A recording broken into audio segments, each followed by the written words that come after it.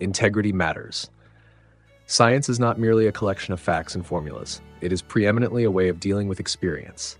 Leslie A. White, 1938. Science has propelled the human race by widening and lengthening the path for the world to progress. To science, a verb is a way of life, a constant, spirited, passionate, and entertaining engagement for a change in opinions, beliefs, and notions of self.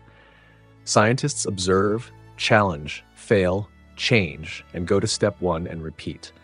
It is entertaining and neurologically gratifying to prove or disprove oneself. To science is to have cognitive plasticity, the ability to change views, opinions, and facts as often as necessary in light of new authentic evidence. Science and everyday life cannot and should not be separated. Science, for me, gives a partial explanation of life. Rosalind Franklin.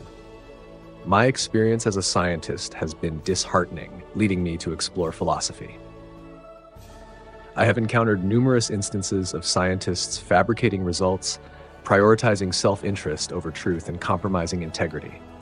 Personally, I had difficulty every time we could question the published material.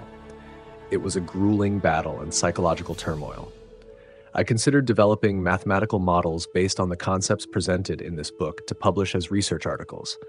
However, I recognize that some of my theories are unlikely to gain even consideration. Navigating the conventional scientific publishing process is an arduous and often insurmountable challenge. I lack the heart and patience to endure the resistance that comes with proposing ideas outside the norm, and I doubt I could successfully push through the hurdles. Writing this book was a relief to say what I have to say. The behaviors and the quality of science undermine the credibility of scientific literature, making it challenging to trust findings. I have witnessed wishful thinking, evidence manipulation, and ego-driven agendas. I have noticed cases where data were altered to support predetermined hypotheses, and instances of resistance to accepting sound evidence illustrate a troubling trend in the scientific community. Furthermore, publishers have sometimes removed critical comments on articles, raising concerns about transparency. Given these experiences, I question the reliability of scientific literature, with estimates suggesting that approximately 50% of published research may not be reproducible due to biases, flawed methodologies, and selective reporting. Mistakes and failures are intrinsic to the scientific process. However, a crucial distinction exists between unintentional errors and deliberate misconduct.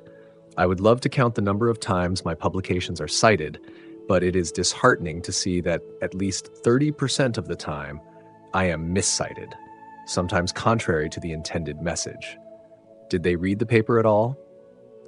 The seeker after truth is not one who studies the writings of the ancients and, following his natural disposition, puts his trust in them, but rather the one who suspects his faith in them and questions what he gathers from them, the one who submits to argument and demonstration, and not the sayings of a human being whose nature is fraught with all kinds of imperfection and deficiency.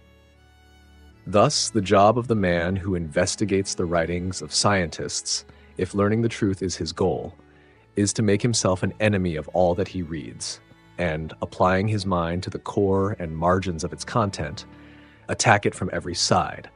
He should also suspect himself as he performs his critical examination of it, so that he may avoid falling into either prejudice or leniency. Ibn al-Haytham, the first scientist.